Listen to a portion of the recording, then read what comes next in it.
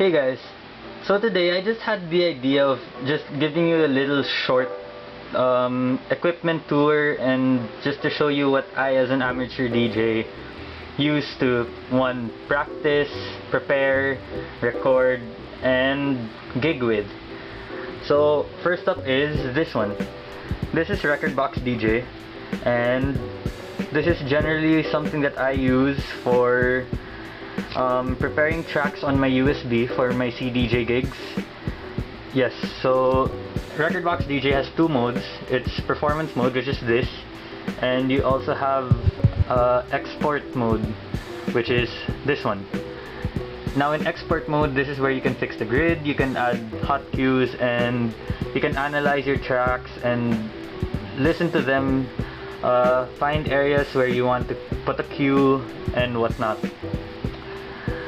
But I've only started using Record Box around 2 years ago. What I used when I was starting out was actually this. Yeah.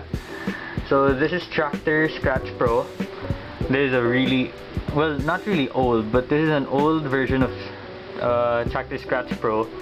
And this is what I started out with. This is what I first used alongside the software that came with my controller, which I'll show you in a bit.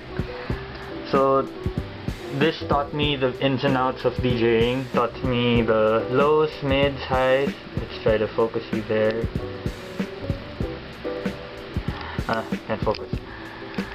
So over here on each deck, you don't see anything that resembles a jog wheel. Instead, you see more of something like this.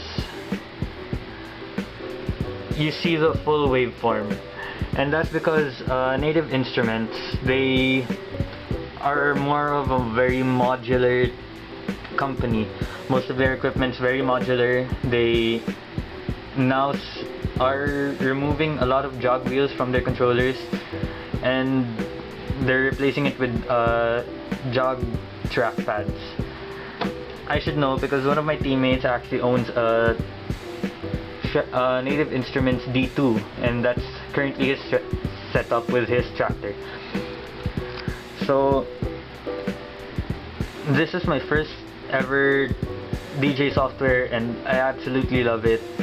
I still use it up to now whenever I have gigs that I need to use my controller, though I am getting a new controller, so I won't be using this as much.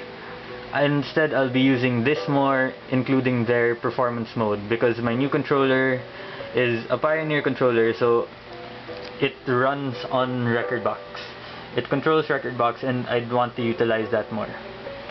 Speaking of controllers, my first controller, which is currently my only controller on hand right now since my new one is still out of the country, this is my first controller.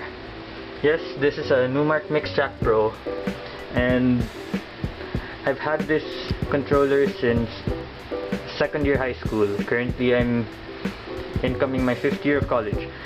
Anyway, this controller more or less taught me how to beat match, taught me how to play around with the lows, mids, highs, effects, loops. Definitely, as you can see, I didn't use any of the sync buttons on either of the decks, because when I was starting out, I heard like from different people that you shouldn't use sync, and I see what they're saying, but at the same time there are different chances for you to actually use sync, and I'll explain those in a future video, just not right now because I don't want to. But yeah, this is my first controller. With this controller you actually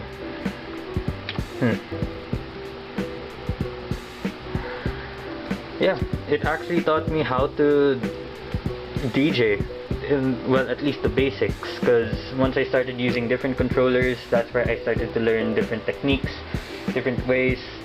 I do use this to practice scratching. I know And I'm telling you right now, it's not really advisable to practice on a controller like this, where there's barely any resistance from the jog wheels and you can't feel any weight whatsoever.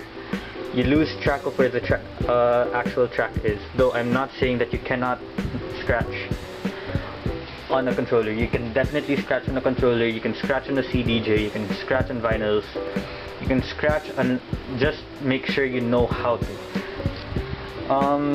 As for headphones, I used to use in-ear headphones.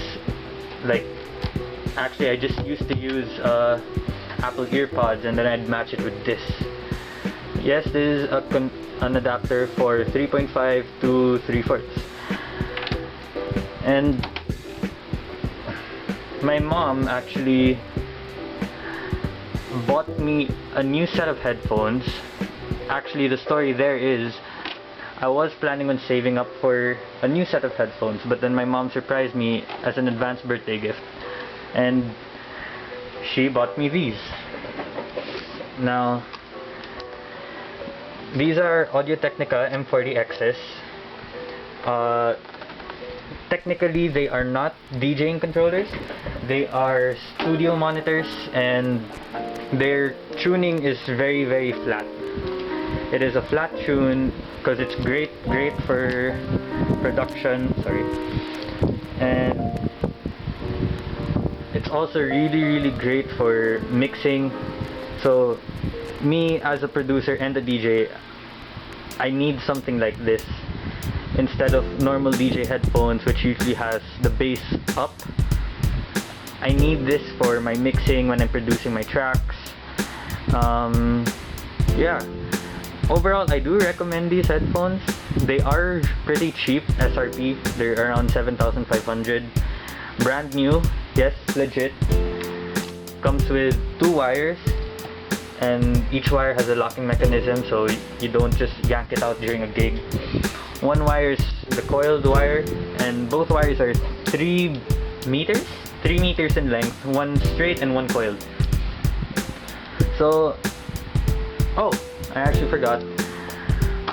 When I have CDJ gigs and I'm using this one, yeah, sorry for that, I am actually using these USBs. Now, these USBs are, hold on, I can't get them out with one hand. These USBs, they're USBs I bought off of Lazada. Yeah, they're cheap, but then at the same time, when I tested them out, they're pretty reliable, they're pretty fast, they load fast, and they don't hurt your wallet. These are strontium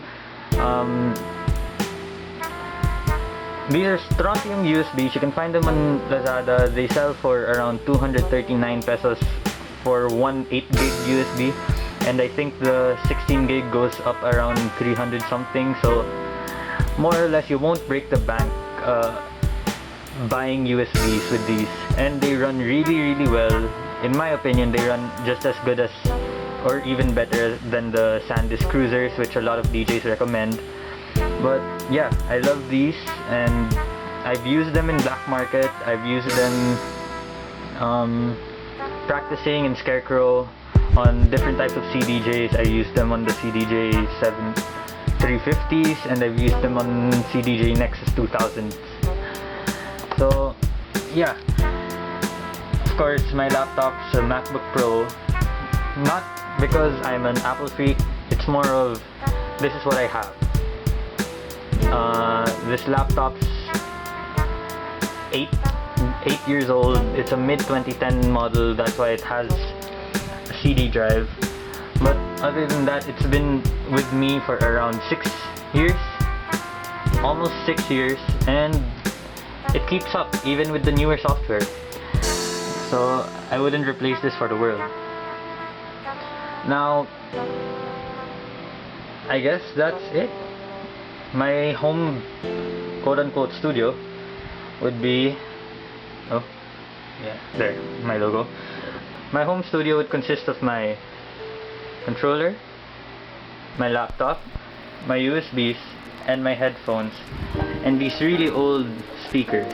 These are just normal speakers, they're not monitor speakers. I know a lot of people will be pissing in the comments about, oh, why aren't you using monitor speakers? It's because I can't afford them. These are old speakers, they're what I have, and that's my tip for a lot of amateur DJs. Use what you have. Don't think of you not having the same equipment as others a hindrance to practicing like your craft. So there, hope you enjoyed. Tonight I'll be recording a mix and I'll be uploading it soon, right after I upload this video. So stay tuned, subscribe, like, comment on this video, and yeah, just keep on practicing. Don't let anything stop you. Head out.